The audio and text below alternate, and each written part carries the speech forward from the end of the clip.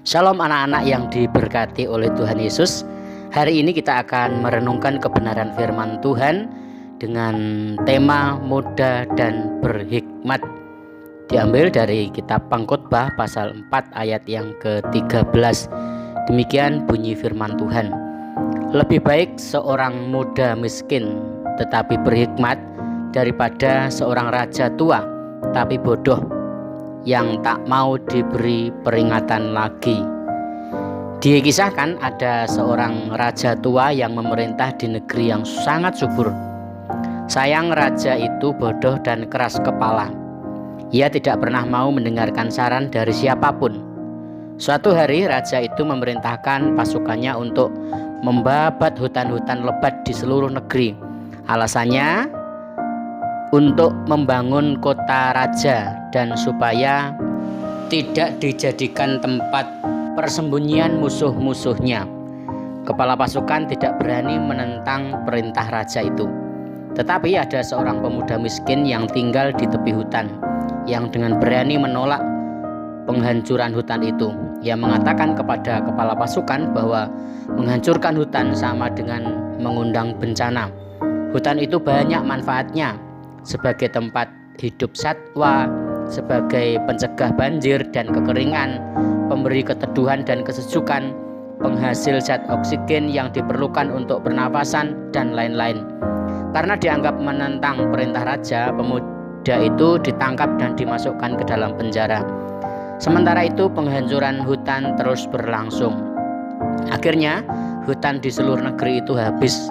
Raja senang karena proyeknya berhasil. Tapi apa yang terjadi? Tak lama kemudian bencana demi bencana datang melanda. Sungai dan sumur-sumur penduduk mengering, ternak mati kehausan. Bangkai-bangkai ternak membawa berbagai penyakit bagi penduduk negeri itu. Raja tua itu pun terkena penyakit sampar dan wafatlah ia. Benarlah apa yang dikatakan si pemuda miskin itu.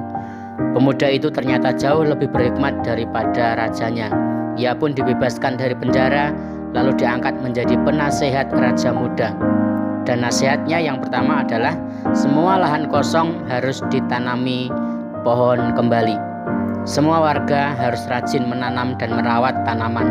Beberapa tahun kemudian kerajaan itu sangat makmur kembali.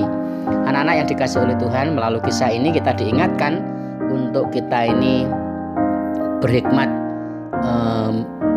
cinta akan alam, merawat apa yang Tuhan percayakan dalam hidup kita, termasuk tumbuh-tumbuhan. Mari kita berdoa. Tuhan, tolonglah kami untuk bertumbuh menjadi anak yang berhikmat, yang mau menerima nasihat demi kebaikan masa depan kami. Engkau memberkati dan menyertai kami. Engkau memberkati dan menyertai orang tua kami. Tuhan memberkati dan menyertai sekolah kami.